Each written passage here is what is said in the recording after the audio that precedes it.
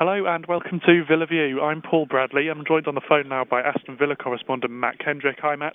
Hello there. Well, after that quite stinging defeat away at Tottenham, Villa looking to bounce back with a good performance against Swansea. First of all, Matt, give us the team news for that Swansea game on Sunday. I think Touchwood, they should have all the main players available. Stilian Petrov has got a slight hamstring problem that he's picked up in the Tottenham game, but Villa are confident he'll be fit. Chris Hurd, he's got a midfield partner in crime, is also carrying a slight knock, but he's supposed to be fit as well. Gabriel Bonlahor showed no reactions to his injury when he played against Tottenham on Monday. So, he should have, Alex McLeish should have everybody available, and he has threatened to kind of make a few changes and chop things around a bit because of the manner of the defeat at White Hart Lane. Okay, well, you mentioned that White Hart Lane defeat.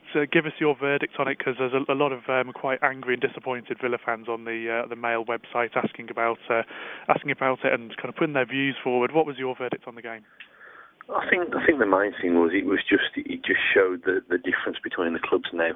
Villa and Spurs were going head for head for a Champions place probably 18 months ago, and since then Tottenham have obviously had a taste of the Champions League and some of the kind of financial kind of knock-on effects of that, and Villa haven't basically. So Villa have kind of reined in their spending a little bit. And I think McLeish admitted afterwards, Villa have probably got slightly more modest ambitions than Tottenham now. And that showed on the field, really. Tottenham looked a little bit sharp, a little bit strong, a little bit fitter in every department.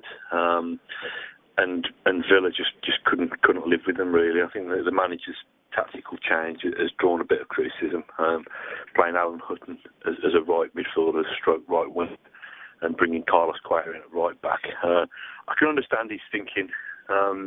Gareth Bale takes some stopping, and even with two right backs on the pitch, Villa couldn't stop him. But I think a lot of Villa fans have probably got a problem with the fact that having conceded the first goal, Villa's kind of damage limitation tactics remain the same, really. They didn't respond to it. They should have perhaps changed things around and at least have given Tottenham more of a game and tried to give them a few problems. But it was a disappointing day. Probably Villa's worst performance of the season, I'd say. And they're in for a difficult task on Sunday as well, I think, because Villa haven't won away from home this season. And Swansea have only conceded twice at home and only lost to the champions, Manchester United. So it's going to be another interesting challenge this weekend. And just tell us your thoughts as well on maybe kind of Alex McLeish's mindset over some of the dealings he's doing at the moment. Nathan Baker and more controversially maybe amongst fans, Gary Gardner have gone out on loan. Can you tell us a bit about those loan moves and maybe what McLeish is thinking there? I think I can understand what he's thinking. Both young boys. He doesn't quite ready for his first team, so he thinks the best place for them. I think Shane Lowry's gone on loan as well. The best place for them to go and get some competitive football at a level below. I don't think Villa fans have got any problem about Lowry and Baker, and Habib Bey particularly, who's also gone out to try and get some football. I don't think they've got any problems with that. Gary Gardner's quite a sensitive issue at the moment because Villa have been crying out for kind of this dynamic all-action midfielder for quite a while. Probably, in fact, since James left at the start of last season. But Gary Gardner's obviously been playing brilliantly for the under-21. Scored a hat-trick for the Aston Villa youth team in the Ajax Next Gen Series game the other night. So I think Villa fans are just thinking, well, if he is as good as we're led to believe and we hope and we think he is, then why should Coventry get the benefits, our rivals down the road? Why can't we throw him straight in, let him kind of give this season a real lift? Alex McLeish is a manager.